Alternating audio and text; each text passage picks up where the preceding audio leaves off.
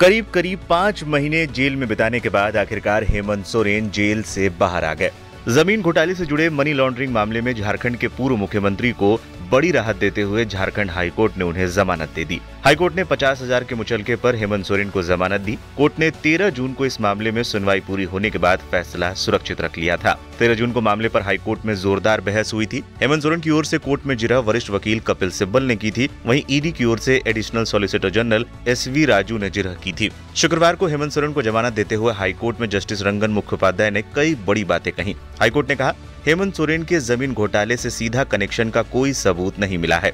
इसके अलावा जस्टिस मुखोपाध्याय ने ईडी के उस दावे को भी अस्पष्ट बताया जिसमें कहा गया था कि उसकी समय पर कार्रवाई से सोरेन और अन्य आरोपी अवैध रूप से जमीन पर कब्जा नहीं कर पाए। कोर्ट ने कहा, अन्य गवाहों के मुताबिक हेमंत सोरेन पहले ही जमीन हासिल कर चुके थे। ऐसे में ईडी का ये दावा भी साफ नहीं है।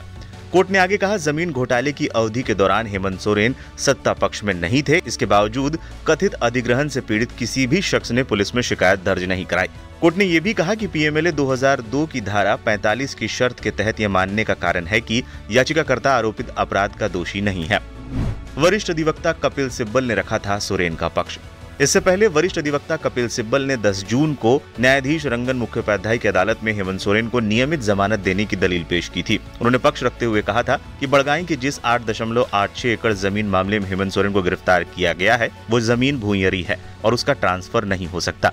ये सिविल मामला है, इसलिए हेमंत सोरेन को जमानत दी जानी चाहिए। तब SV राजू ने कहा था कि हेमंत सोरेन ने 2009-10 में जमीन का अधिग्रहण किया था और इस कब्जे को सुरक्षित करने के लिए एक 4 दीवारी का निर्माण भी किया गया था। इसके बाद मामले की 13 जून को सुनवाई हुई थी। ईडी की ओर से जमानत का विरोध किया गया। Additional solicitor general SV Raju ने कोर्ट को बताया था कि बड़गाई लैंड स्कीम में हेमंत सोरेन शामिल थे। ईडी ने कहा, इसके अलावा कई दस्तावेज भी बरामद किए गए हैं जिनसे पता चलता है कि सोरेन को लाभ पहुंचाने के लिए भूमि अभिलेखों में हेराफेरी की गई थी। ईडी के आरोपों पर बोलते हुए कपिल सिब्बल ने पूर्व मुख्यमंत्री को जमानत देने की वकालत करते हुए कहा कि झामुमो नेता को ईडी ने एक आपराधिक मामले में झूठा फंसाया है। सोरेन पर रांची में 8.86 एकड़ के भूखंड पर कब्जा करने का गलत आरोप लगाया गया है और इसमें मनी लॉन्ड्रिंग का मामला बनता ही नहीं है, जिसके लिए हेमंत सोरेन को हिरासत में लिया गया है। ईडी ने आरोप लगाया कि भूमि दस्तावेजों में फेरबदल किया गया और सोरेन ने मूल भूस्वामियों को जबरन बेदखल कर दिया।